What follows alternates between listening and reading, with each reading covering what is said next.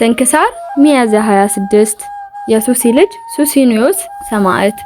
አንድ አምላክ በሚሆን በአብ በወልድ በመንፈስ ቅዱስ ስም ሚያዝያ 26 በዚች ቀን የሱሲ ልጅ ሱሲኒዮስ በሰማዕትነት አረፈ።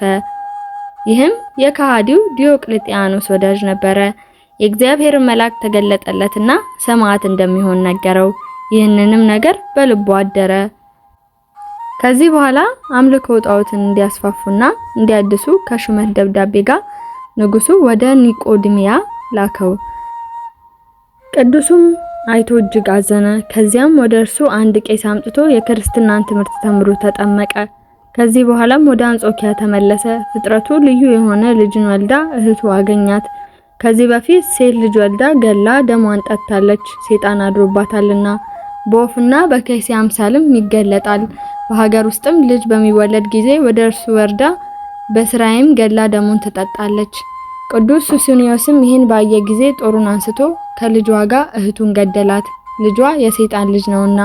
ሁለተኛም ስርዮች ስለሆኑ ባሏንና የባሏን አባቱን ገደላቸው። እነርሱም በስራቸው ሰውን እያሳመሙ ይገድላሉና። ከዚህ በኋላ ወደ ኒቆዲሚያ ተመልሶ ወደዚህ ወደ አጠመቀው ቄስ ደርሶ ያደረገውን ሁሉ ነገረው።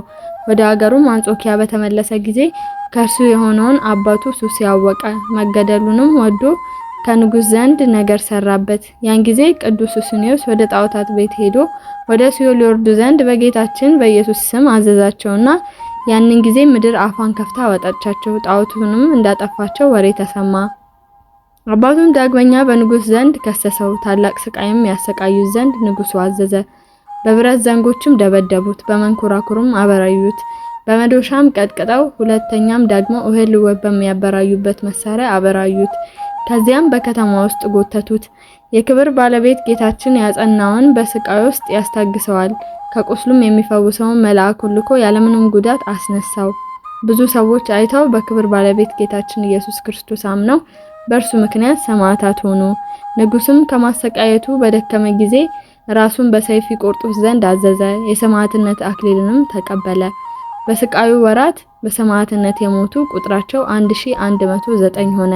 ለእግዚአብሔር ምስጋና ይሁን። እኛንም በከበሩ ሰማዕታት ጸሎት ይማረን ለዘላለሙ አሜን። ቅዱስ ዮሐንስ ሰማዕት። በዚች ቀን የጠራቢ ልጅ ቅዱስ ዮሐንስ በሰማዕትነት አረፈ። ይህም ቅዱስ ከነነዌ ሀገር ነው። አባቱ ጣዖትን የሚጠርብና የሚያመልክ ነው። እናቱ ግን ክርስቲያናዊት ናት። ልጅ ባጣች ጊዜ ወደ እግዚአብሔር ለመነች። ጌታም ልመናዋን ተቀብሎ ይህን የተባረከ ልጅ ሰጣት። ስሙንም በስውር ዮሐንስ ብላ ጠራችው። 8 ዓመትም በሆነው ጊዜ የጠረበውን ጣዖት እየሸጠለት አባቱን ያገለግል ነበር። በአንዲት ዕለትም ጣዖቱን ሊሸጥ ሲሄድ የእግዚአብሔር መልአክ ተገናኘውና ጣዖት የሰይጣን ማደሪያ እንደሆነ ነገረው። ጣዖቱንም ከእጁ እንዲጥለው አዘዘው። በክብር ባለቤት በክርስቶስም ማመንን አስተማረው። ወደ አባቱም በተመለሰ ጊዜ ሰማይና ምድርን በውስጣቸው ያለውን ሁሉ ከፈጠረ ከክብር ባለቤት ጌታ ኢየሱስ ክርስቶስ በቀር ሌላ አምላክ የለም፣ እኔ ለሰው እጅ ስራ አልሰግድም አለው። አባቱም ሰምቶ በእስር ቤት አሰረው።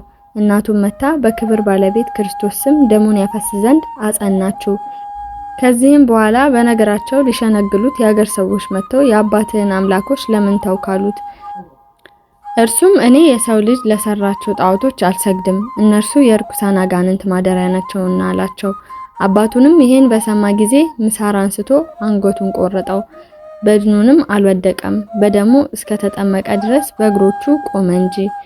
እናቱም በደሙ ተጠምቃ አቤቱ የክብር ባለቤት ኢየሱስ ክርስቶስ ሆይ የአቤልን መስዋዕት በምድረ በዳ የተቀበልክ ይህንን መስዋዕት ከኔ ተቀበላለችው። በዚህን ጊዜ በአባቱ ሰይጣን አደረበትና አበደ።